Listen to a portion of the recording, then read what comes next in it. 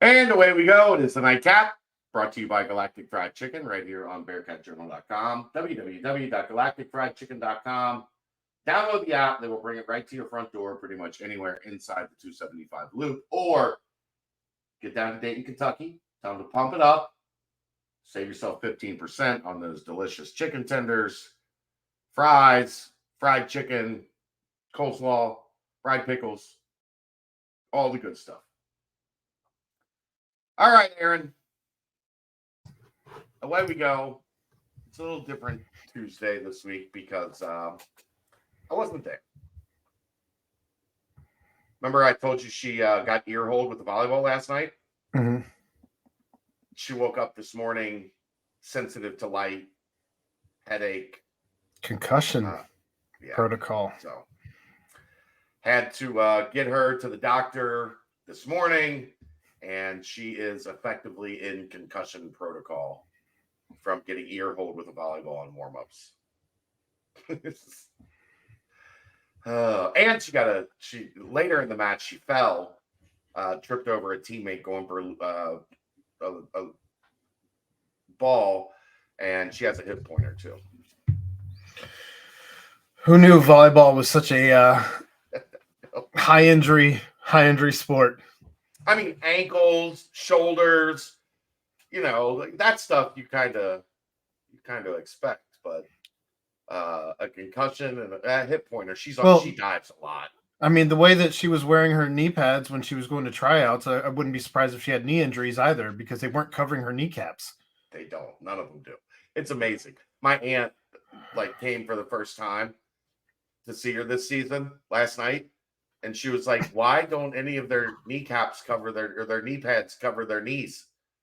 And I was like, I have been asking that question since the day she started volleyball. The same reason they wear hoodies when it's 100 degrees out. There's just a disconnect in the... But you have knee pads. You have them.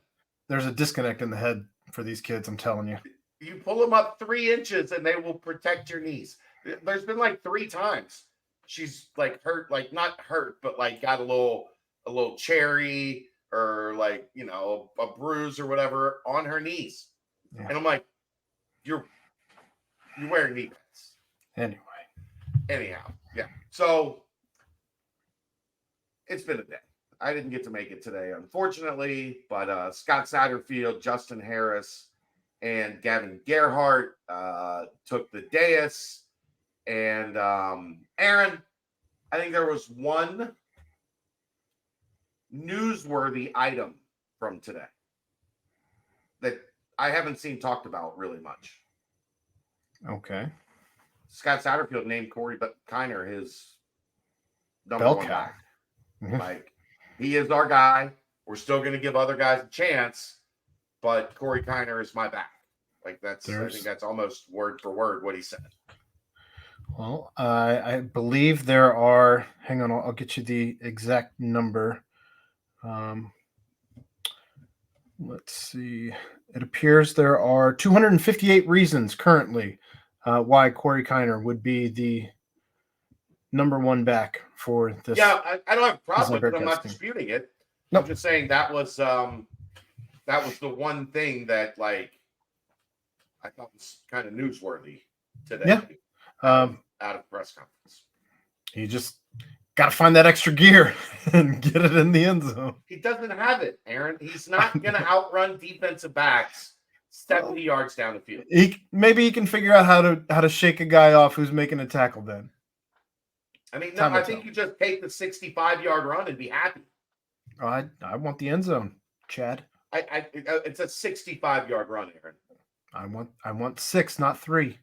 Yeah, well, sometimes your expectations are not in line with reality. It's fine. Everybody's got to have goals. If it's keeping him at 15 yards instead of 60, I would be right there with you. But I mean, he's broke off a 50+ yard run and a 60+ yard run. Yeah, he didn't outrun the corner to get to the end zone, but he's had 120 yards essentially on 2 runs. in 2 games, I'm good. I'm not mad. I'm not mad. Am I being a little nitpicky? Am I being a fan? Yeah, I'm being all of these things. Okay. Punch it in. Punch it in. He did. Not when they got 3 instead of 6. Yeah, well, then he came back and punched it in from 12 yards out. But no, that's my like. I get where you're coming from, but like I said, if it was causing him to not be able to get to the open field, or if it was that kind of slow, yes. then yeah, I get like, come on, dude. But if he's getting me 50 or 60, go get the other 12. Figure out a way to go get the other 12 or whatever. That's where the disconnect was against Pittsburgh. In any case, Coach Satterfield in this presser today had high praise for Corey Kiner, for Jack Dingle, and Justin Harris. Those were the 3 that he decided to elaborate the most on, and all of them well deserved. He did say Jack Dingle played the best game of his career. So he led off with Jack Dingle. Essentially played 2 games. Regardless, best game of his career. But he spoke very highly of him for good reason. He did have a fantastic game. Justin Harris, I think, given the situation where you had plenty of opportunities where a guy could have made giant plays and he was punching them out in a spot where he was starting for an injured Sammy Anderson, again, well-deserved praise there from Coach Satterfield, and obviously Corey Kiner having a career day before halftime. Well done, sir. The Justin thing we've talked about a little bit. Look, I get the DPIs were frustrating. One of them wasn't even close to a defensive pass interference. The other, like, if they just keep chucking the ball like in a general vicinity, like I'm over talking about calls or non-calls by this refereeing crew from this past it was game. terrible. I'm just over all of it.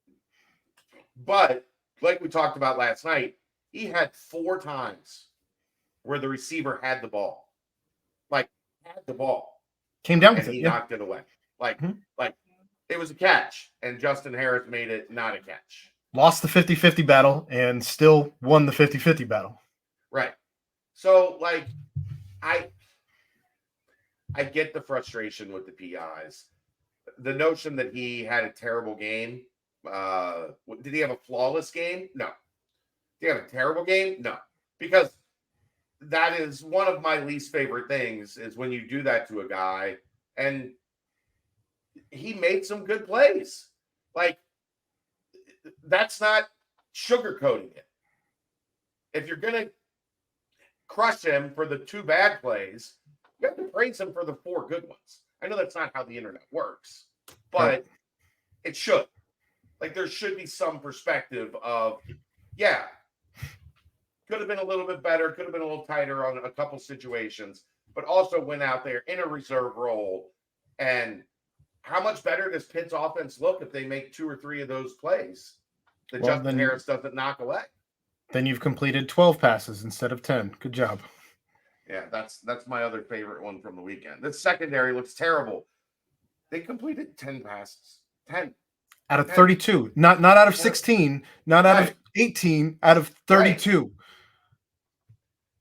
If that's a bad secondary, okay. Again, were they perfect? No. Were they good? Yeah. They were good. And that's why I feel justified in saying that Corey Kiner should be able to finish off a run. In any case, Coach Satterfield also said, and I thought this was noteworthy, he just said that the team thoroughly enjoys the coaching staff being so aggressive with their play calling. And I believe it was Gerhardt who went on to say that it builds their confidence when they are more aggressive, builds the confidence of the players on the field as they are more aggressive with their play calling. And I just thought that was fun to hear from both coach and player, to reiterate. How do I say this?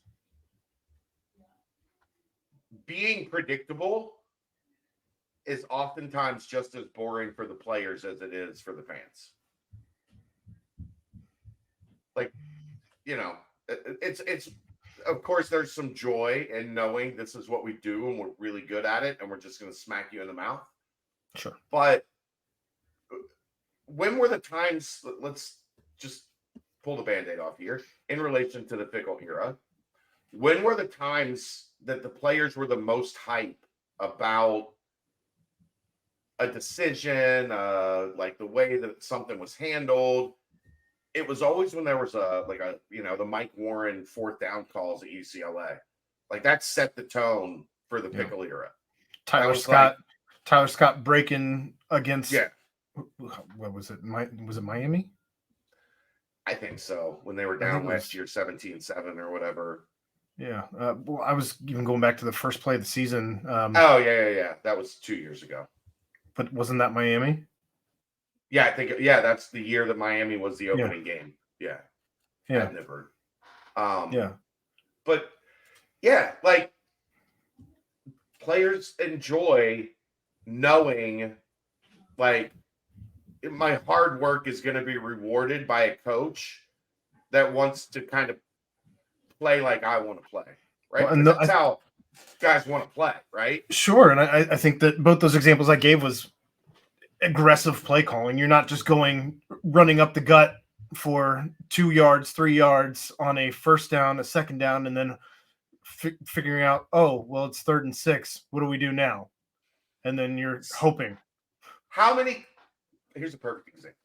How many coaches in a 27-21 game, 4th down, opponent has the ball, kind of game on the line, and you send a linebacker? What would most coaches do in that situation? Prevent. We're gonna send some type 3. Of zone. We're gonna send 3. Yeah, prevent's a form of like nobody's gonna be in man. Everybody's gonna be in cloud. We're gonna try to keep them. We're gonna put our safeties at the sticks and try to keep everything in front of us. Somebody containing the quarterback. Yeah, I mean, right. No, send it. Full send. Players effing love that. Like they love that idea of, I know on 4th down, I'm going to get a chance to go get him. Not on 4th down, I'm going to have to pray this little 5'9" slot receiver doesn't put his foot in the ground and beat me for 2 more yards for the first down. On the flip side, on offense, there in the 4th quarter, he went for it on 4th down and was about to go for it a second time had they not gotten the false start. And truthfully, I think that the false start was probably a blessing. I don't know that you get that 4th down twice. It was a little longer that second time. So I was a little relieved that they got that false start and didn't go for it. Fair. Personally. Especially on that side of the 50-yard line. Like, it could have been dire straits at that point. Yeah. However, he was still going for it. And that just to the point that Gerhardt was making, the point that Satterfield made, the players seemed to love the aggressive play calling. And I think he's got a really good feel for the game and feel for when he's going to call a play, which he talked about with the Braden Smith pass. He does those kind of trickery plays, not because it's scripted that way, but because you see the defense being aggressive or over pursuing on certain looks, and they set it up for you, and you play what they give you. So I think that, and again, that's another play where they weren't able to execute it in practice after running it several times in practice. And he said they ran it 2. We ran it 2 times in practice and didn't get it either. But they still hadn't gotten it. So that shows, again, just a level of confidence where he said in his presser that he fully expects them to make every play he calls. Well, that's the luxury of how well they did in the portal, because he wouldn't have felt that way if it looked like it did in spring. But he's comfortable to feel that way now because you've got D. Wiggins and Braden Smith and Xavier Henderson and Aaron Turner and Peyton Singletary now is stepping up into a major role, and like in the running back, and Kiner and Miles and Ryan, and like he can be confident because they haven't given him any reason not to be with the way that they've looked. Like there's a lot of weapons, man.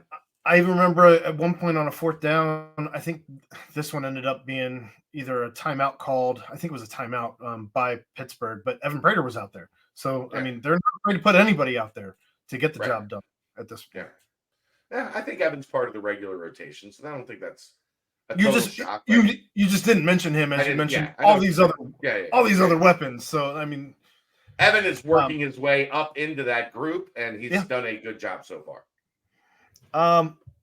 The other thing that Sat said that I thought was noteworthy was just that he does realize the importance of rivalry game. He expects a team to get up a little bit more than you would for a regular game. For a rivalry game, I mentioned that he played for a jug of some sort in the Western Carolina App State game. Yeah. He believes it was a jug of moonshine. But he did say that, and you would expect him to have both Walt and Coach Kerry Combs be able to talk up the rivalry, as they are the holdovers from the previous staff. Walt, having played here, obviously this game probably means a little bit more to him than maybe anybody else on staff. But you don't have some of the guys that you had here the last several years, and good to see that they aren't letting off the gas of how important this rivalry game is, especially when you look at 127 years of history. We haven't lost this game since 2005. So 16 in a row now, going for 17, and this will put you 2 games up in the rivalry if you win this one. Yeah. I mean, Miami is not good. They do have a decent quarterback, a really good receiver. So if you're not on your P's and Q's, I think he had 250 something yards against UMass receiving. Probably. So, well, he had a 99-yard touchdown catch. Right. And it's just the one guy. So yeah.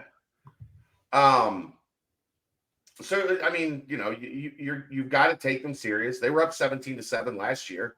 Like, they're gonna have some confidence that they can play with this team, and they're gonna think Luke's gone. Right. Like we got a shot with this new staff to steal it and bring the bell back. So yeah, you have to respect it. I did. Have you ever? I was in July when I would go on the road for AAU. I would do Peach Jam, and then on my way to Peach Jam, I would stop in Asheville and spend the night, get up, go to Biscuit Head, and then go down to Peach Jam. Well, they changed the schedule kind of last minute, so they weren't going to start for an extra day. So I had to go from Asheville to Atlanta to see, to watch games that day. Right. And I was like an hour and a half out of Asheville driving towards Atlanta. And in the middle of this long, windy road through the mountains, just fucking middle of nowhere, Western Carolina. I don't think I had seen people for like 45 minutes. And all of a sudden there was just a big wooden sign on the side of the road. Western Carolina University. I was like, can you imagine trying to recruit? You'll be able to call your family when you get back anywhere else that's not on campus. No, well, I'm like smoke signal. all of your calls will be over Wi-Fi. Make sure you are connected to the school's internet at all times. You can call them collect from the town jail. Like, that's still a thing. Goodness gracious. Just when Western Carolina was mentioned, I was like, I drove by that. And it's the most remote thing I think I've ever seen in like college related. It was nowhere. Western Carolina, not a college town, really. Not any indication that you're coming into civilization. Just Western Carolina University. A couple other notes I have here. Justin Harris, when he talked, he mentioned he still gets emotional about his neck injury from last year. 2 years ago, 21 or 2 years ago on that. But top 2 hardest collisions I've ever seen. He also mentioned that Miami always gives their best shot, and he's just tried to tell everybody don't take them for granted. Don't take Nip at Night for granted, as well, as that's maybe the most electric atmosphere that you're going to play in front of at Nippert Stadium. And then Gavin talked several times. He mentioned in several different answers that this offensive line is just trying to be as physical as they can possibly be. And again, just the confidence the aggressive play calling and how that instills confidence in the offensive line. And outside of that, Brian Brown didn't have a whole lot to say. I don't know if there was a phone call towards the end that somebody had to go get, but it was. I wasn't there. I don't know. Just mentioned that he just mentioned that they need to clean the big plays up. That was what I got out of that. So I went and got a bunch of bright lights during the day and put them in Kelsey's room. So when she goes to bed tonight, I'm gonna get her. Kidding, people. National Lampoon style. Yeah.